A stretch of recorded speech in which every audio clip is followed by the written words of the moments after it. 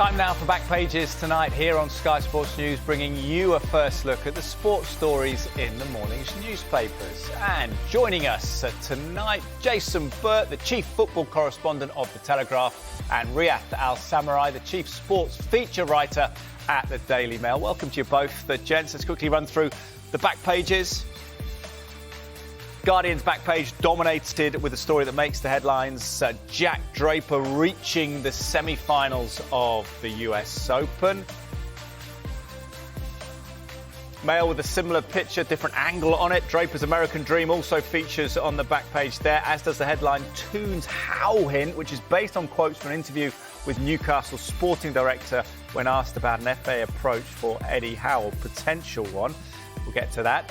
Draper on the back of the Independent also features Angel Gomez, talks about the tough road leaving Manchester United to get an England call-up via spells in Portugal and Lille.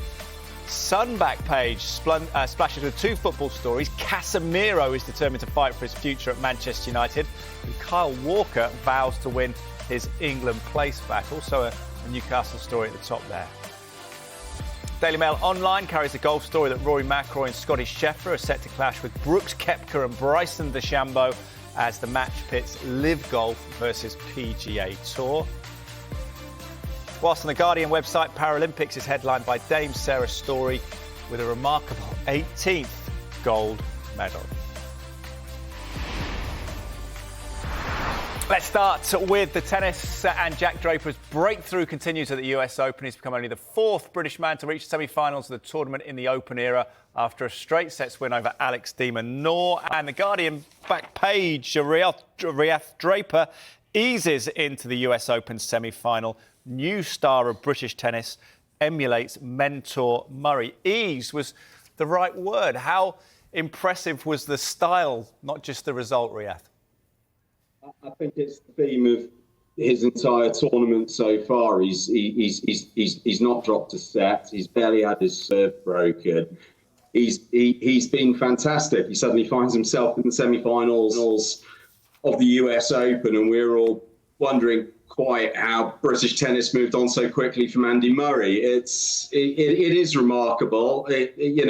Look, there are a couple of things to say. One would be the manner in which he's moved through the tournament. He's playing fabulously well. He's got a brilliant confidence. He's 22 years old. He's spoken this week actually about the kind of doubts and introspection he's had earlier in his career. That's been completely discarded here. He's playing with freedom. He's got this fantastic serve that's being described in the sport as a can opener serve. I'm not entirely sure what that means, but it's a very good serve. He's got a brilliant backhand, and he's going out and attacking this opportunity. Now, what we would say then as the second point is he's had what would be described as a reasonably kind draw so far. Alex de Minaur was the first seed he's faced. He was the 10th seed. He's been carrying a hip injury. He certainly didn't look fit at points, particularly in the first set tonight. But coming up in the next round, it's either going to be Yannick Sinner or Medvedev.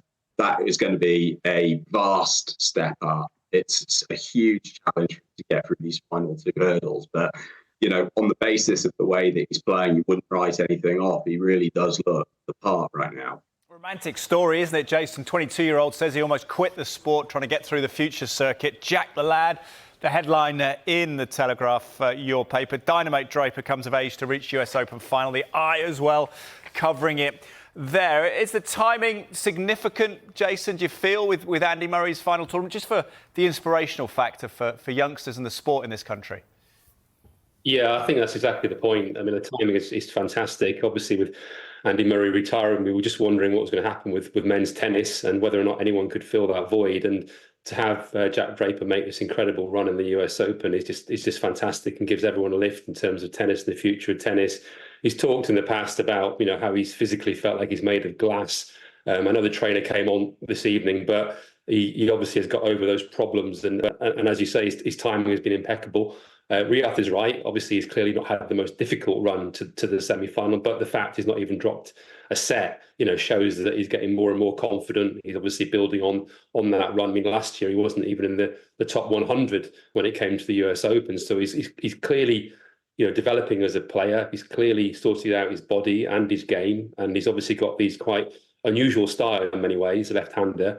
But I think it's perfect for tennis that we've got, this young, good-looking lad coming on the scene and obviously making a big splash. He can be a big star, can't he, Riyadh? I just wonder, we've seen Emma Raducanu unable to build on that magical run at the US Open. The back page of the Mail, Draper's American dream, Brit surges into the US Open semis. I just wonder whether he could build on this. Roger Federer was nearly 22 when he first won Wimbledon. Do you think this could be a breakthrough moment, come what may, in the semi-final? A big career ahead?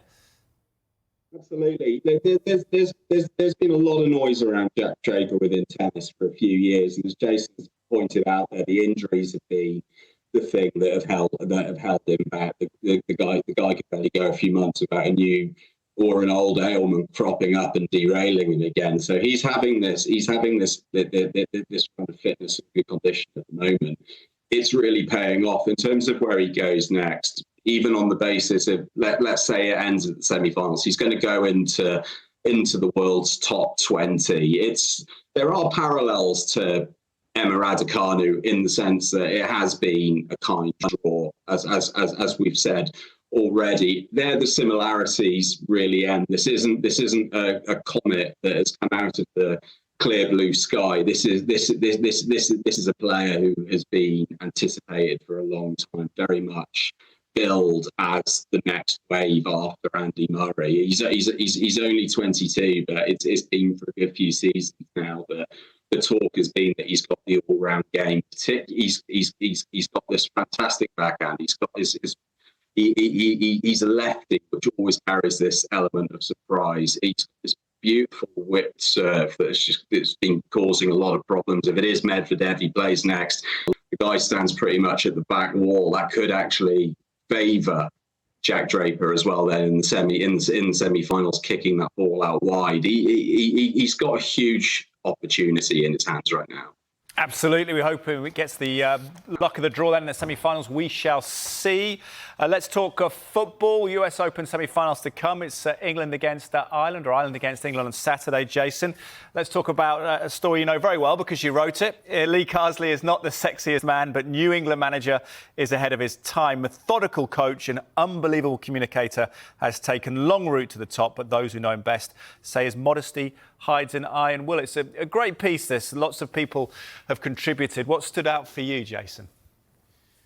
Yeah, we wanted to really just find out a bit more about Lee Carsley. Obviously, I remember him very, very well as a player, and I've been fascinated by the fact that he's had opportunities in the past to be a manager and has shied away from that, and obviously decided to become a coach, stay within the FA system. And I just wanted to talk to a few of his former teammates and people who've known him well, to ask them really why is he taking this path. And what was clear was that he was always cut out to be a really good coach, but had a little reluctance about whether or not he wanted to push himself forward and be a manager. And I think it's fascinating that he's taken all this time. And when we saw him last week, I did ask him directly. I said, you're 50 now. It's either now or never if you want to be a manager. And you've got this great chance with England. And even then, he seemed a little bit reluctant. But talking to those who know him well, former teammates such as Jason McAteer and Craig Short, he was Craig Short's boot boy. He cleaned his boots when they were together at Derby, and Gary Rowett, and also David Moyes, who's a fascinating character himself, and it talks to about coaching and coaching development. I get the impression that they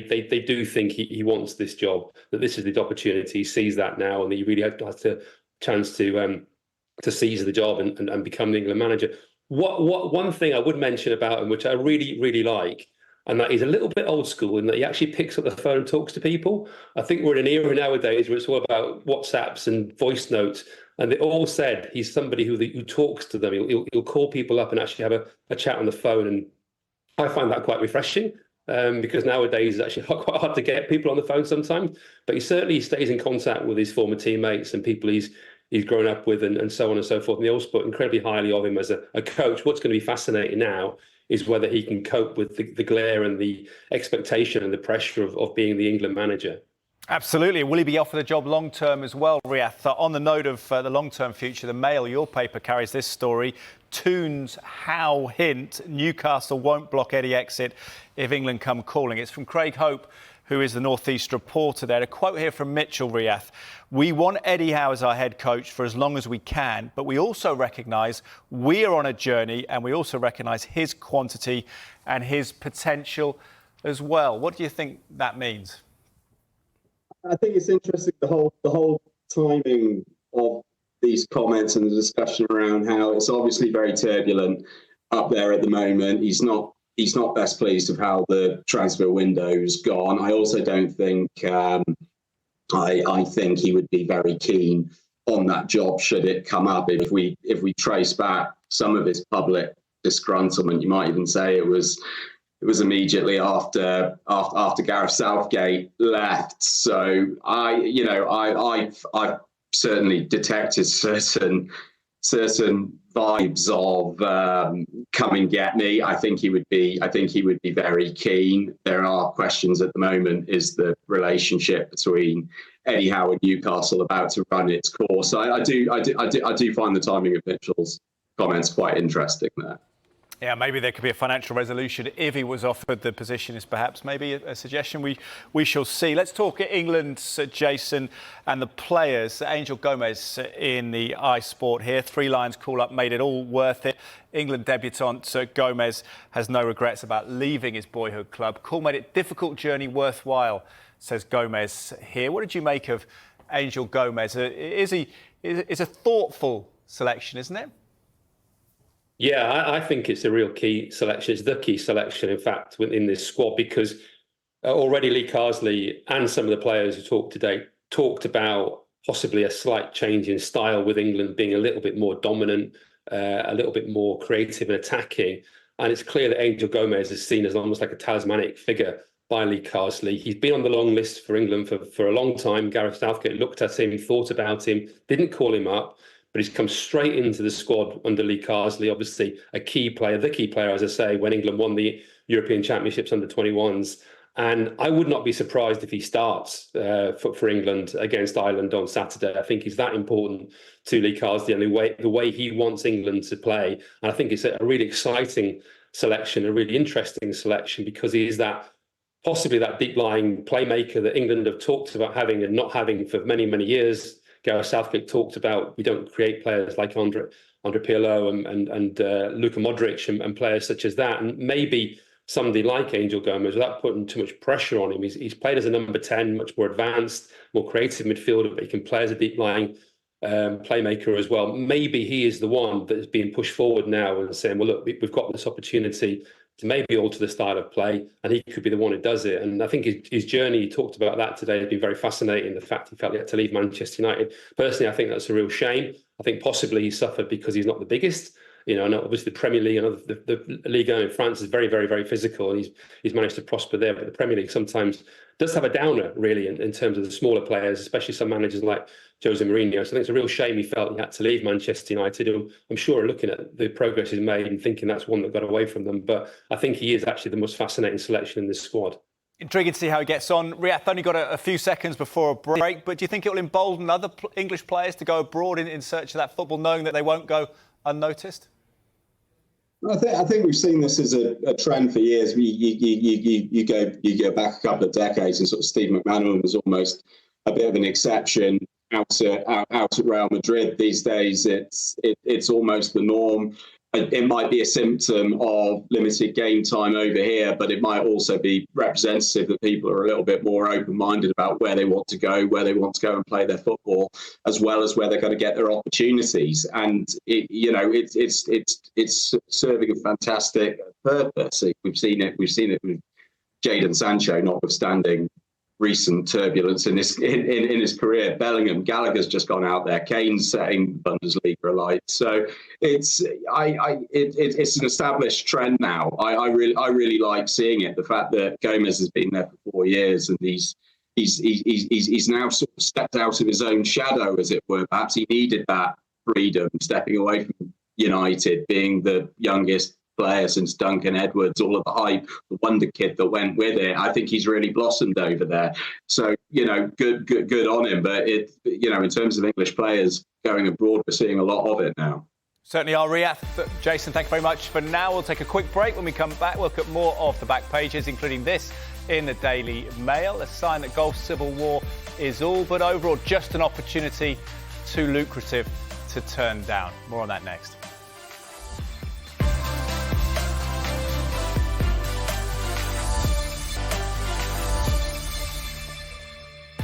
You are watching Back Pages tonight. Welcome back to you, and welcome back to Jason Burt, the chief football correspondent of The Telegraph, and Riyadh Al-Samurai, the chief sports feature writer at the Daily Mail. Riyadh, I'll come to you. We've had Jason's piece. Let's talk golf with what you've written in the Mail here. Rory McIlroy and Scottie Scheffler set to clash with Brooks Koepka and Bryson DeChambeau in TV battle as the match pits Live Golf versus PGA Tour. What's happening, Riyadh, and what does it mean about this festering civil war that you call that's occurring in golf?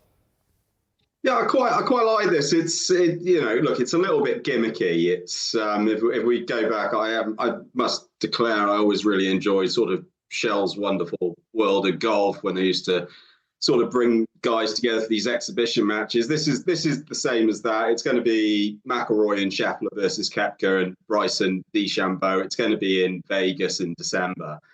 Now, look, it's taken as a golf match in isolation. There's no tremendous significance other than four of the best players in the world having a head-to-head. But the interesting aspect here, I suppose, is that political backdrop. It's Koepka and DeChambeau from Live. It's McIlroy and Scheffler from PGA Tour.